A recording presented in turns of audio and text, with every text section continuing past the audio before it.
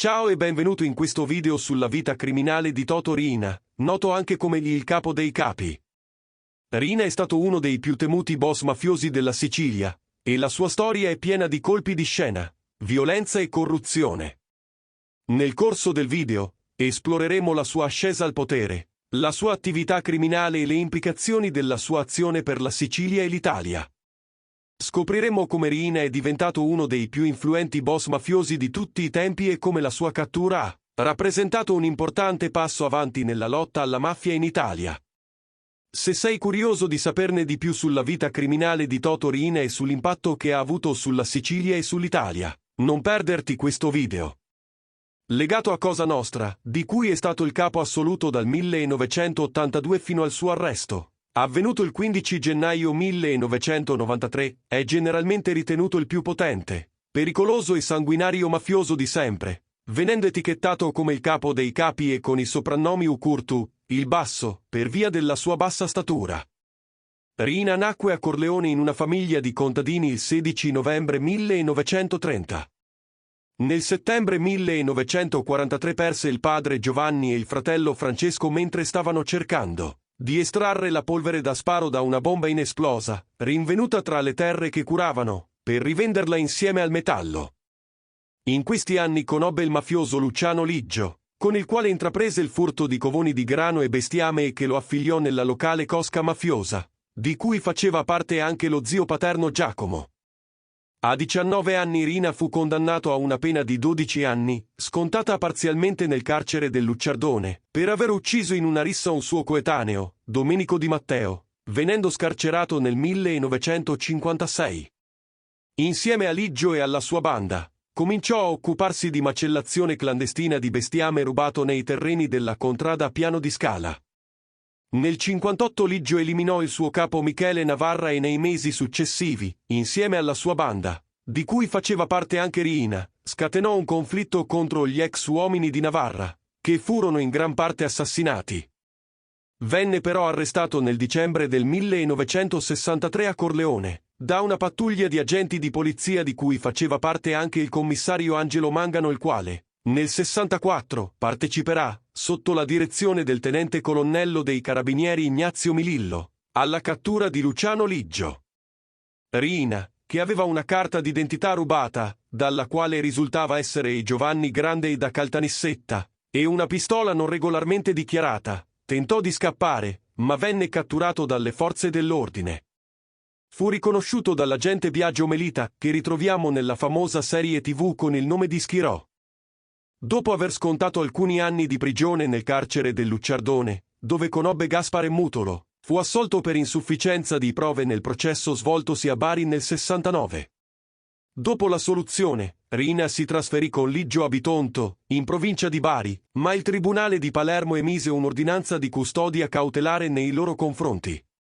Riina tornò da solo a Corleone, dove venne arrestato e gli venne applicata la misura del soggiorno obbligato nella cittadina di San Giovanni in Persiceto. Scarcerato e munito di foglio di via obbligatorio, Riina non raggiunse mai il luogo di soggiorno obbligato e si rese irreperibile, dando inizio alla sua lunga latitanza. Il 10 dicembre 1969, Riina fu tra gli esecutori della cosiddetta strage di Viale Lazio, che doveva punire il boss Michele Cavataio. Nel periodo successivo Riina sostituì spesso Liggio nel triumvirato provvisorio di cui faceva parte assieme ai boss Stefano Bontate e Gaetano Badalamenti, che aveva il compito di dirimere le dispute tra le varie cosche della provincia di Palermo. Riina e Liggio divennero i principali capi elettori del loro compaesano Vito Ciancimino, il quale venne eletto sindaco di Palermo, nel 71. Riina fu esecutore materiale dell'omicidio del procuratore Pietro Scaglione e, nello stesso anno, partecipò ai sequestri a scopo di estorsione ordinati da Liggio a Palermo. Furono rapiti Antonino Caruso, figlio dell'industriale Giacomo, e il figlio del costruttore Francesco Vassallo, mentre nel 72 Riina stesso ordinò il sequestro del costruttore Cassina, nel quale vennero implicati uomini della cosca di Pippo Calò. L'obiettivo principale di Riina non era solo quello di incassare il denaro del riscatto, ma anche quello di colpire Badalamenti e Bontate, che erano legati al padre dell'ostaggio, il conte Arturo Cassina, che aveva il monopolio della manutenzione della rete stradale, dell'illuminazione pubblica e della rete fognaria a Palermo. Traverso Liggio, Rina divenne il compare di Anello di Mico Tripodo, boss della 'ndrangheta, e si legò ai fratelli Nuvoletta, camorristi napoletani affiliati a Cosa Nostra, con cui avviò un contrabbando di sigarette estere. Nel 74, Rina divenne il reggente della cosca di Corleone dopo l'arresto di Liggio e nel 75 fece sequestrare e uccidere Luigi Corleo, suocero di Nino Salvo, ricco e famoso esattore affiliato alla cosca di Salemi. Il sequestro venne attuato per dare un duro colpo al prestigio di Badalamenti e di Bontate, i quali erano legati a Salvo e non riusciranno a ottenere nella liberazione dell'ostaggio, nella restituzione del corpo, anche se Rina negò con forza ogni coinvolgimento nel sequestro. Nel 78, Rina ottenne l'espulsione di Badalamenti dalla commissione, con l'accusa di aver ordinato l'uccisione di Francesco Madonia, capo della cosca di Vallelunga Pratameno e devotissimo dei Corleonesi. L'incarico di dirigere la commissione passò a Michele Greco, che avallerà tutte le successive decisioni di Rina. Per queste ragioni, Giuseppe Di Cristina, capo della cosca di Riesi legato a Bontate e Badalamenti, tentò di mettersi in contatto con i carabinieri, accusando Rina e il suo luogotenente Bernardo Provenzano di essere responsabili di numerosi omicidi per conto di Liggio, all'epoca detenuto. Alcuni giorni dopo le sue confessioni, Di Cristina venne ucciso a Palermo a maggio, mentre in settembre dopo anche il suo socio Pippo Calderone, capofamiglia di Catania, finì anche ammazzato dal suo luogotenente Nitto Santapaola, che si era accordato con Rina. Nel 1981, Rina fece eliminare Giuseppe Panno, capo della cosca di Casteldaccia, strettamente legato a Bontate, il quale reagì organizzando un complotto per uccidere Rina, che però venne rivelato da Michele Greco e Salvatore Montalto. Rina allora organizzò l'assassinio di Bontate, avvalendosi anche del tradimento del fratello di quest'ultimo, Giovanni, e del suo capo decina Pietro lo Iacono. L'11 maggio 1981 venne ucciso anche il boss Salvatore Inzerillo, strettamente legato a Bontate. I due omicidi diedero inizio alla cosiddetta o seconda guerra di mafia e, nei mesi successivi, nella provincia di Palermo, i boss dello schieramento che faceva capo a Rina uccisero oltre 200 mafiosi della fazione Badalamenti Bontate e Inzerillo, mentre molti altri rimasero vittime della cosiddetta o lupara bianca. Il massacro continuò fino al 1983, quando si insediò una nuova commissione, composta soltanto da capimandamento fedeli a Rina e Provenzano e guidata dallo stesso Rina, anche se gli omicidi e le lupare bianche continuarono. Il principale referente politico di Rina inizialmente fu Vito Ciancimino, il quale nel 76 instaurò un rapporto di collaborazione con la corrente di Andreotti, in particolare con Salvo Lima, che sfociò poi in un formale inserimento in tale gruppo politico e nell'appoggio dato dai delegati vicini a Ciancimino alla corrente andreottiana in occasione dei congressi nazionali della Democrazia Cristiana svoltisi nel 1980 e nel 1983. Per proteggere gli interessi di Ciancimino, Rina propose alla commissione gli omicidi dei suoi avversari politici. Il 9 marzo 1979 fu ucciso Michele Rina, segretario provinciale della Democrazia Cristiana che era entrato in contrasto con costruttori legati a Ciancimino. Il 6 gennaio 1980 venne eliminato Piersanti Mattarella, presidente della regione che contrastava Ciancimino per un suo rientro nel partito con incarichi direttivi. Il 30 aprile 1982 venne trucidato Pio La Torre, segretario regionale del PCI che aveva più volte indicato pubblicamente Ciancimino come personaggio legato a Cosa Nostra.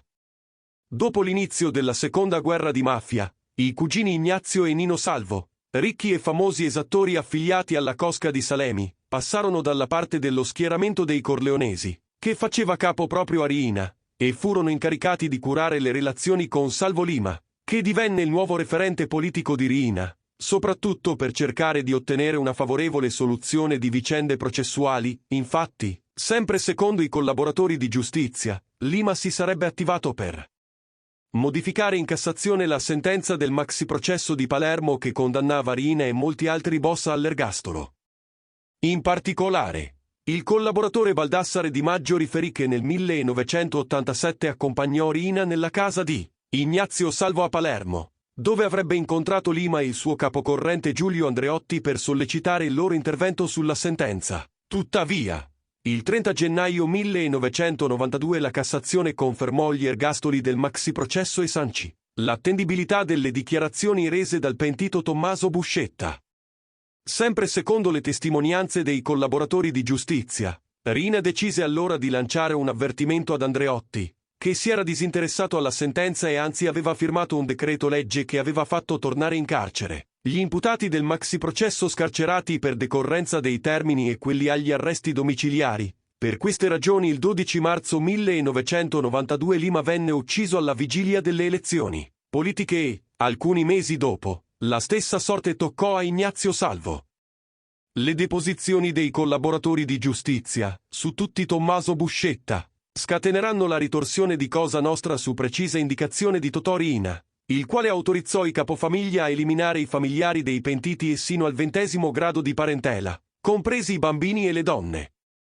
L'allora vicecomandante dei ROS, Mori, incontrò nei primi giorni di giugno e nei mesi successivi Vito Ciancimino, proponendo una trattativa con Cosa Nostra per mettere fine alla lunga scia di stragi che insanguinavano Palermo. Riina rispose con il Papello, un documento di richieste per ammorbidire le condizioni dei detenuti, degli indagati, delle loro famiglie, la cancellazione della legge sui pentiti e la revisione del maxiprocesso.